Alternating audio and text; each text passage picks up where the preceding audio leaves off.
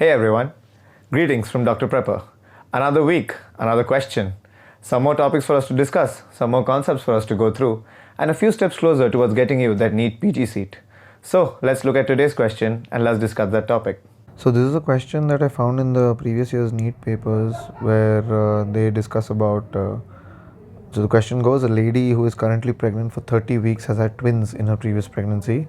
Which of these is the correct Gravida scoring for her?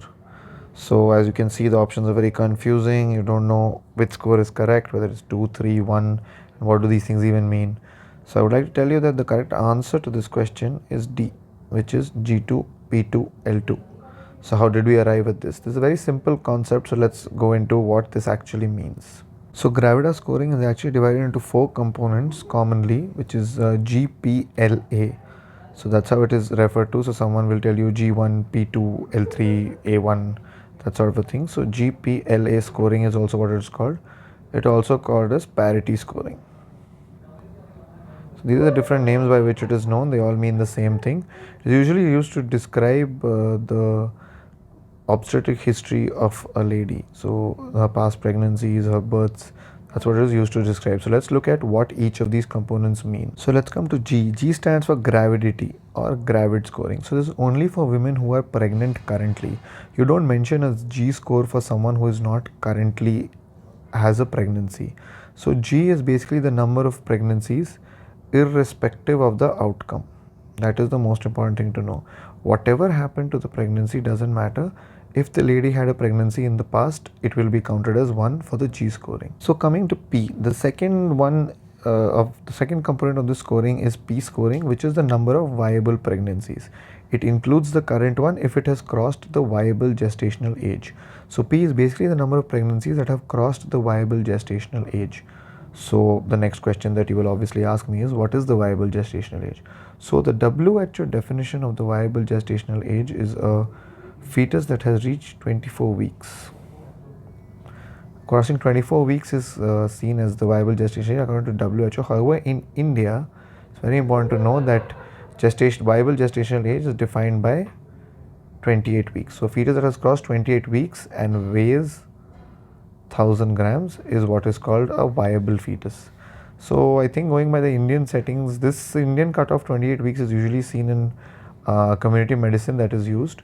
So it depends which one is used. So the WHO guidelines say 24 weeks and the Indian cutoff for viable gestational age is actually 28 weeks. So any pregnancy, the number of pregnancies that have crossed this viable gestational age cutoff contribute a score of 1 to the parity. L actually stands for the number of living children. It is not the same as P, as in I will explain later, but the most common example of this is a twin pregnancy. So for twin pregnancies, the L score they will contribute 2, but a parity score will only be 1 because it was still only one pregnancy that crossed the viable age. So P score will be 1 and L score will be 2. So L is basically just the number of living children. So coming to the last component of the scoring, which is the A score or the IUD score. So this stands for abortions, intrauterine deaths, or stillbirths. So these are pregnancies which did not give rise to living children. So any other outcome is documented in this, which is also important to know as part of obstetric history because there are recurrent causes of these abortions and intrauterine deaths which we need to know about. So knowing the number of abortions or intrauterine deaths as part of the GPLA scoring or the Gravida scoring is very important. So when we come to the scoring, there are a lot of anomalies that we have to deal with, as in scoring that is not easily explained. So the first thing that I want to tell you is that remember, a G score is always for women who are currently pregnant. So a lot of times they might give you options where G scoring is there in a few options and is not there in a few options.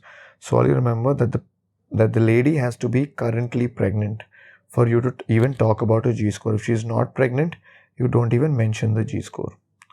The next thing that you have to do is you have to look at the next anomaly that most people look at is twin pregnancies. So for a twin pregnancy, again, whether it's twins or not, it still contributes only 1 to the G score, 1 to the P score.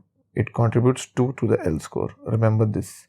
So number of living children, they contribute 2, but it was still only one pregnancy that crossed the viable gestational age. So it still contributes to only a score of 1 for the P.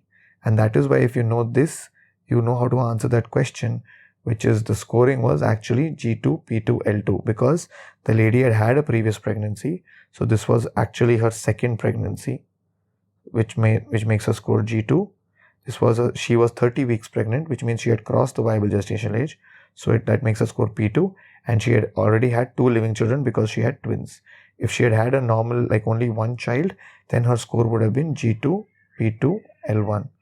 So now that you know these anomalies and these discrepancies, you can clearly answer these questions and very successfully be able to crack any combination of G, P and L that they may present to you. And that is how you answer such questions. So another small trick I want to share with you guys is what is Negleys Rule, or how to calculate or how to use this Negleys Rule. So basically Negleys Rule was described to calculate the EDD from the LMP of a woman who is currently pregnant. So all these terms must be a little confusing. So I'm going to just try to clarify all this for you. So what is LMP? LMP is the date of onset of the last menstrual period. So the day she had the period, she had her period, the first day of that period is the date of LMP. So what is EDD? EDD is the estimated date of delivery. So the relation between the two is what actually describes Negleys Rule. So the term gestation is actually 40 weeks or 280 days, 7 days a week, simple math. So what exactly is Negleys Rule? What Negle said was, how you calculate EDD is you add 9 months and 7 days. 9 months and 7 days to the LMP, and that gives you your EDD. As simple as that. This is Negleys Rule. Alright. So you must remember that the LMP is the first day of the last period. That is important to remember. So from that day, you have to add 9 months and 7 days and you get your EDD. So trick to do this is to actually go 3 months backwards. That's how I like doing it. So if someone's LMP is say 15th of July, okay, 2021. So when will his EDD be? So you have to go forward, but to find it in the year, you just have to go 3 months behind. So 7, 6, 5, 4. So once you go to April, you just add 7 days to this. So it will be 22nd of April, 2022. Simple. Quite simple, isn't it? So remember, go 3 months behind, add 7 days forward to that. But make sure to not put the date before the LMP, because that would just be silly. So the date after that, and there you have your EDD. So that's Negleys Rule for you guys. That brings us to the end of today's discussion. Like the video if you found it helpful. Share it with others if you think they will benefit. And subscribe to the channel if you want to continue benefiting from such discussions. If there are any topics that you would like me to develop clinical questions about, let me know in the comments.